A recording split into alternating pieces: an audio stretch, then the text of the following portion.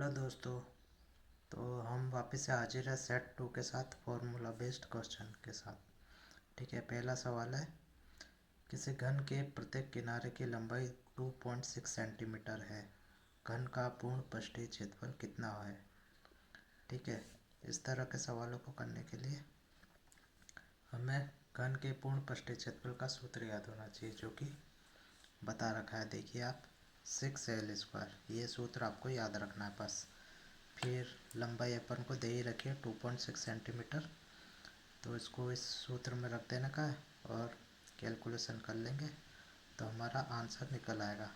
तो इसका आंसर है बी, 4.56 सेंटीमीटर स्क्वायर। सवाल एक बार और आप वापस से देख लीजिए। हमें घन का पूर्ण पृष्ठीय क्षेत्रफल निकालना था सिर्फ। ठीक है, ये आरआरबी एनटीपीसी स्टेट 2 का सवाल है। अब दूसरा सवाल है, किसी घन का क्षेत्रफल, किसी आयत का क्षेत्रफल 453.6 मीटर स्क्वायर है, यदि इसकी लंबाई 27 मीटर है तो आयत का परिमाप कितना होगा। ठीक है, ऑप्शन दे ही रखा है ए बी सी डी और इसका सही आंसर है ए। तो किस तरह से निकला ये हम देखते हैं। तो ये रहा आपके पास सॉल्यूशन। हमें आयत का परिमाप निकालना है, तो उसका सूत्र है 2 इंटू लंबाई प्लस चौड़ाई। हमारे पास चौड़ाई नहीं दे रखी है इसलिए, तो आयत का क्षेत्रफल हमें दे रखा है, तो आयत का क्षेत्रफल का सूत्र होता है लंबाई गुणा चौड़ाई। तो क्षेत्रफल ये दे ही रखा है अपन के पास,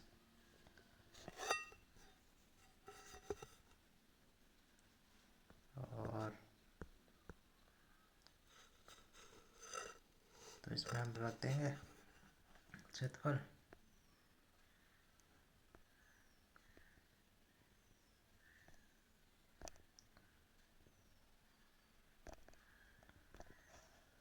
ठीक है, तो इस तरह से कैलकुलेशन कर लेंगे, लंबाई गुणा चौड़ाई बराबर, ये कैलकुलेशन कर ली तो चौड़ाई आ गई, फिर आयत का परिमाप इसमें रख दिया, तो इस तरह से ये हमारा आयत का परिमाप निकल आएगा। ठीक है, अब हम देखते हैं तीसरा सवाल,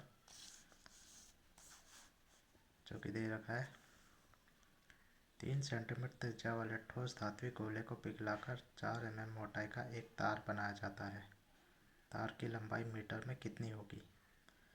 ठीक है, ऑप्शन हमारे सामने है ए बी सी डी, इसमें सही जवाब है सी, 9 मीटर। देखिए कैसे निकाला हमने, मोटाई दे रखी 4 mm है ना, 4 mm मोटाई दे रखी है, तो मतलब वो व्यास है, तो त्रिज्या कितनी होगी, 2 mm होगी।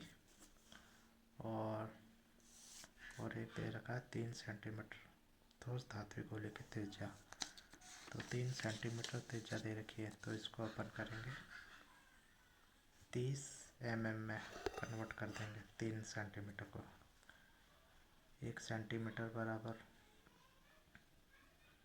10 mm होता है, 0.1 mm होता है, इसलिए 10 से गुणा कर देंगे तो 30 mm आ जाएगा।